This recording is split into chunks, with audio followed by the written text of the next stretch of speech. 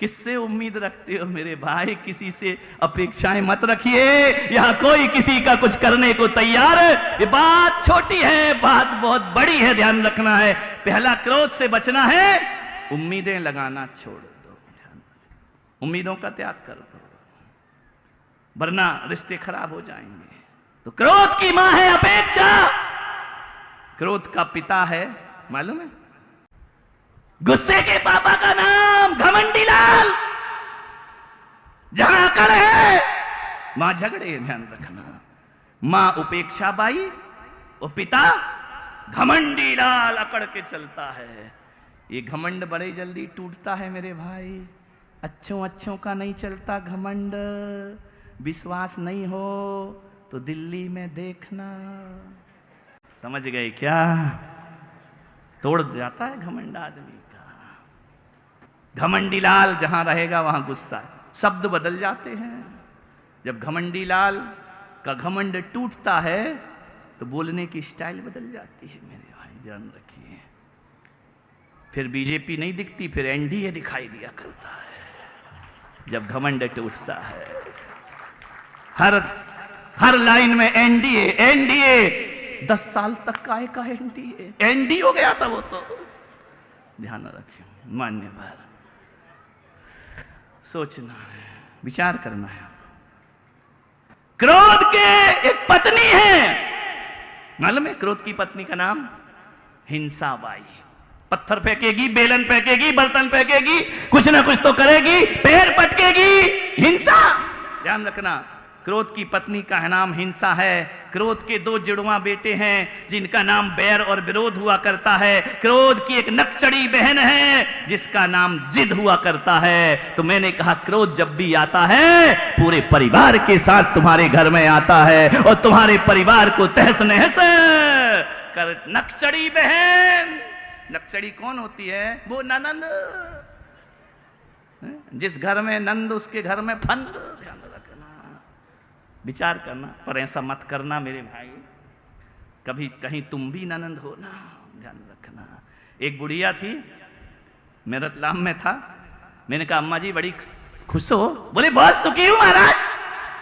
मैंने कहा इतनी सुखी हो? बोले अरे बहुत सुखी हूं महाराज। मैंने कहा क्यों? 3 लड़की है, 3। लड़का? बोले 1। मैंने कहा 3 लड़की 1 लड़का, तुम बहुत खुश हो। बेटियां अच्छी घर में, अरे बोली इतनी अच्छी घर में गई हैं, इतनी अच्छी घर में गई हैं। मैंने कौन से पुण्य किए थे पिछले जन्म में, मेरी तीनों बेटियां राज कर रही हैं। मैंने कहा उस राज का राज तो बता। बोले मैंने एक संकल्प लिया था महाराज कि जिस घर में सास नहीं होगी उस घर में ही बेटी दूंगी। ध्यान रखना, विचार करिए, विचार मानसिकता देखिए। बोले जिस घर में सास नहीं होगी उसी घर में बेटी दूंगी। और ऐसी किस्मत खुली, तीनों बेटियों की सास नहीं है। मैंने कहा बड़ी किस्मत वाली हो अम्मा। बोले महाराज एक बात बताओगे? उनका क्या? मेरा जो लड़का है ना, इनका क्या हुआ? बोले 35 साल का हो गया। समझ गए क्या? ऐसी बातें आपको डायरेक्ट समझ में आती है। 35 साल का हो गया महाराज। मैंने कहा क्या हुआ? तो शादी नहीं हो रही है। मैंने कहा क्यों? शादी क्यों नहीं हो रही? तेरा लड़का सुंदर? अरे बहुत सुंदर है। कमाता नहीं? बोले बहुत कमाता है। तो मैंने कहा कुंडली नहीं मिल रही क्या? अरे कुंडली भी मिल जाती है। तो मैंने कहा फिर क्या होता है? बोले लड़की वाले आते हैं, देखते हैं, घर जाके बोलते जवाब देंगे। 15 साल हो गए आज तक जवाब नहीं लौटा। मैंने कहा अम्मा नहीं होगी शादी। बोले आप ऐसा कैसे बोल रहे हो?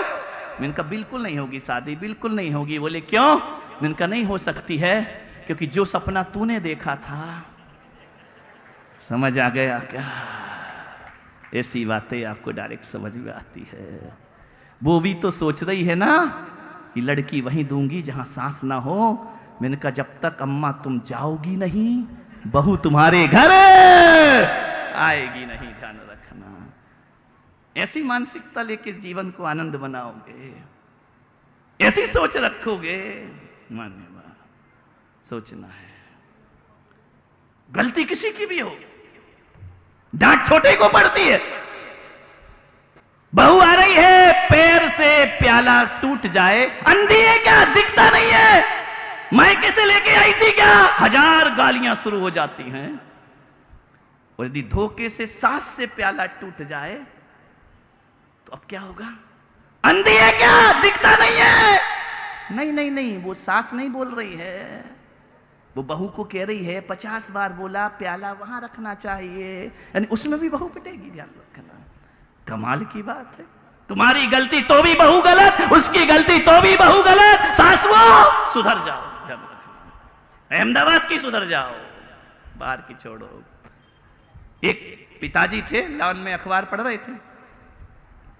वो लॉन में अखबार पढ़ते समय अचानक एक प्याला टूटने की आवाज आई, झनकार आई, टनकार आई। पिताजी ने कहा बेटा देखो प्याला किसने तोड़ा? बच्चा चुप रहा। अरे बोल बेटा जाना, प्याला किसने तोड़ा? बोले आपकी बीवी ने।